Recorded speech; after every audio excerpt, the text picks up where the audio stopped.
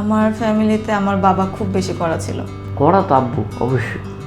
মা আম্মু ছিল, আব্বু না। আব্বু আর বড় ভাই আছে। মা একটু কড়া ছিল।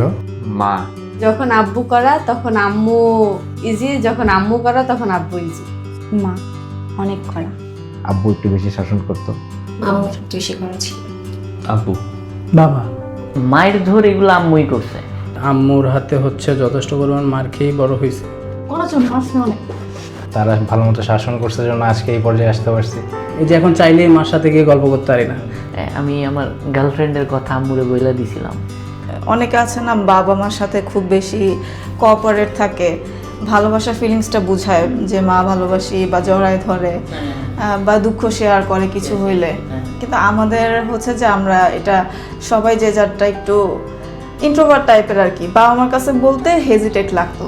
ঈদের দিন আমার জ্বর আসছে, ভাই বোন সবাই ঘুরে বেড়াইছে, বাট ওই 4টা দিন সে আমার পাশে ছিল, আমার টেক কেয়ার করছে। আমি যতক্ষণ না পর্যন্ত রিকভার করছি, সে স্ট্রেস ছিল, সে সবসময় আমার পাশে ছিল। সেই ইশারার অপেক্ষায় বসে থাকতাম যে সে বলবে, তারপরে আমি খাবো আর কি। চাঁদ রাত ছিল, নতুন একটা ফতুয়া বের হয়, তো মাকে বলছিলাম এই ফতুয়াটা আমার কিনে দিতে হবে ঈদ উপলক্ষে, কিন্তু আমার মা দেয় নাই, খুব কড়া মানুষ। কিন্তু ফজরের নামাজের পরে 200 টাকা দিয়া বলে যা ফতুয়াটা কিনে নিয়ে আয়। আমি প্রতিবারই চিন্তা করি যে এবার বাড়িতে গিয়ে বা আম্মা আসলে আমাকে বলবো যে আম্মা ভালোবাসি। আম্মু ছিল, যেহেতু তারা এখন বাইরে থাকে, প্রতিদিন বাসায় যাওয়ার পরে একটা একাকিত্ব ফিল হয়।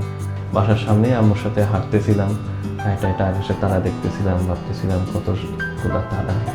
এখন তারা দেখা হয় না। মাকে অনেক কষ্ট দিয়েছি, সেই অনুভূতিগুলো আমাকে কষ্ট দেয়। আম্মা আমার ফিউচার নিয়ে খুব পেরেশানি বা কনসার্ন। এখন ব্যাচেলর আছে, কিভাবে আছে, কি খাচ্ছি না খাচ্ছি, আমার খাওয়া দাওয়া ঠিক আছে কিনা।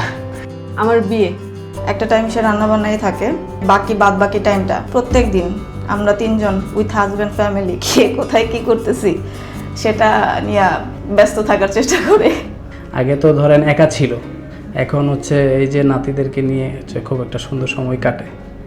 আমরা 2 ভাই ঢাকাতে থাকি, সো তার দিনের মোস্ট অফ দ্য টাইম বাসার কিছু কাজের মধ্যে যায় আর বোরিং টাইম পার করে, এটা বোঝাই যায়। আম্মু সারাদিন ভালোই কাটে বাচ্চাদের সাথে। ওদেরকে স্কুলে দিয়ে আসে নিয়ে আসে। আমার একটা ছোট্ট বিড়াল আছে, তো বিড়ালটা নিয়ে তার একার দিন খুব কষ্টের। কি করো? আসসালামু আলাইকুম। আসসালামু আলাইকুম। ছাদে?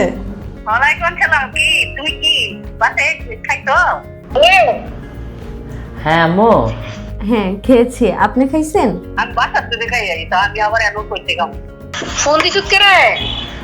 কি রাঁধছো?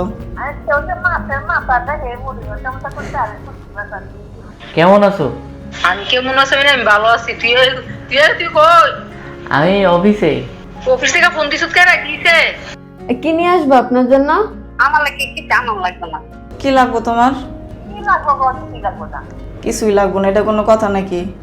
কোথাও খাইতে যাবেন? না তোমার কি এখন কিছু লাগবো? না না, আমার কিছু লাগবে না। কিছু লাগতো না? শিওর? কে রে, কি এর লাগা? তুই কি হাবাইছিস কই? চলেন আমি সিনেনু সাইবা হুসনান আমরা সবাই মিলে খাইতে যাই। আচ্ছা যাও, বিস্কুট কিনে আনবে। এটা তোমার জন্য, এটা ফ্যামিলির জন্য হইলো। তোমার জন্য কি লাগবে? কোনো কিছু লাগবে নাকি? না, ওষুধ আনতে তো দিতে পারে। হ্যাঁ, ওষুধ ছাড়া আর কি লাগবে? আচ্ছা বিকালে কিছু খাইলে আসলো, নাস্তা বাতি খাইলে না বাসায় শুরু করে তারপরে না কিছু দরকার নেই। বিস্কিট? হ্যাঁ, তুই কোন দেখাবি? মাঝে মাঝে দেখে দেন। আমি যেটাকে সেটা নিয়ে আসবো। এটা মুরগি নিয়ে দেখে প্লাস। হয় নামাজ পড়ে, না হলে রান্না করে।